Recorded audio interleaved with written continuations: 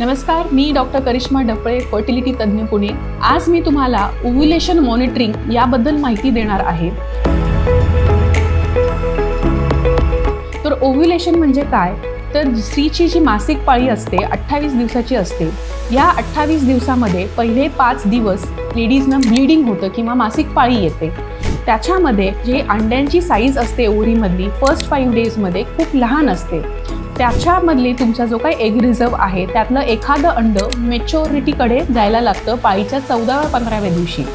तर हे जे अंड आहे याची साईज आपण मॉनिटर करतो पाळीच्या दुसऱ्या दिवसापासून, आणि मग परत एखादी सोनोग्राफी होते तुमची पाळीच्या 9व्या किंवा 10व्या दिवशी। तेव्हा तो जो लहान अंड्याची साईज असते पाळीच्या दुसऱ्या-तिसऱ्या दिवशी ती साधारण 3 to 5 मिलीमीटर साईजची असते।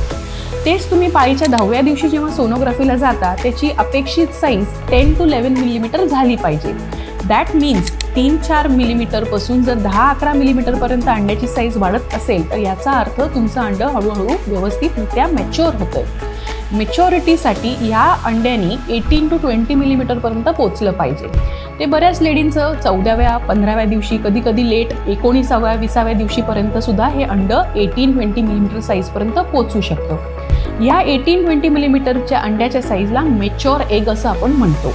तर ओव्ह्युलेशन मॉनिटरिंग म्हणजे अंड्याची साईज मॉनिटर करणं पाळीच्या दुसऱ्या दिवसापासून पाळीचा 10वा दिवस धरला आणि त्यानुसार पाळीच्या 10व्या दिवशी जर 11 किंवा 10 मिलीमीटरचं अंड असेल तर ते दर दिवशी 1 ते 1.5 मिलीमीटर या साईजनी हे अंड वाढत असतं।